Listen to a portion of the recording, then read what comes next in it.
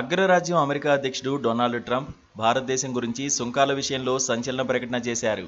భారతదేశం అమెరికాకు zero tariff trade ఒప్పందాన్ని అందిస్తుందని ఆయన చెప్పారు. ట్రంప్ ప్రస్తుతం మిడిల్ ఈస్ట్ దేశాల పర్యటనలో ఉన్నారు.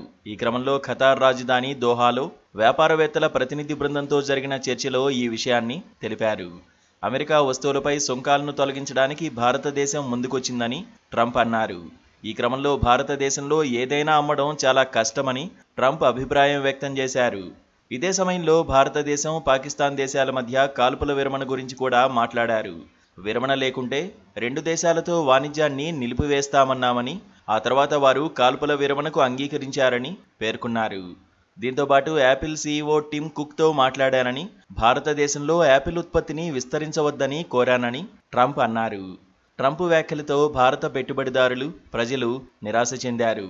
భారతదేశం, పాకిస్తాన్ మధ్య కాల్పుల విరమణ ప్రకటనతో ఈ నిరాశ మరింత పెరిగింది.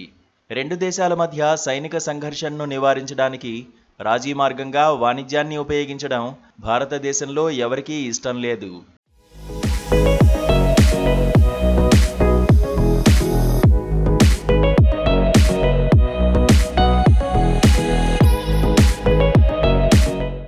అమెరికా సుంకాలపై పలు దేశాలతో ఉద్రిక్తతలున్న నేపథ్యంలో ట్రంప్ ఈ వ్యాఖ్యలు చేయడం ప్రస్తుతం చర్చనీయాంశంగా మారింది. గత కొన్ని సంవత్సరాలుగా ఇండియాలో యాపిల్ తన తయారీ సామర్థ్యాన్ని క్రమంగా విస్తరిస్తోంది. ఆ కంపెనీ ఫాక్స్కాన్, విస్ట్రాన్ వంటి తయారీదారుల ద్వారా దేశంలో ఐఫోన్లను తయారు చేస్తోంది. ఈ ప్రయత్నాలు ఎలక్ట్రానిక్స్లో మరిన్ని విదేశీ పెట్టుబడులను ఆకర్షించడం, దిగుమతులపై ఆధారపడడాన్ని తగ్గిస్తుంది. కానీ ట్రంప్ తాజా ప్రకటనలు దీనిపై సంక్షోభం ఏర్పడేలా చేస్తున్నాయి.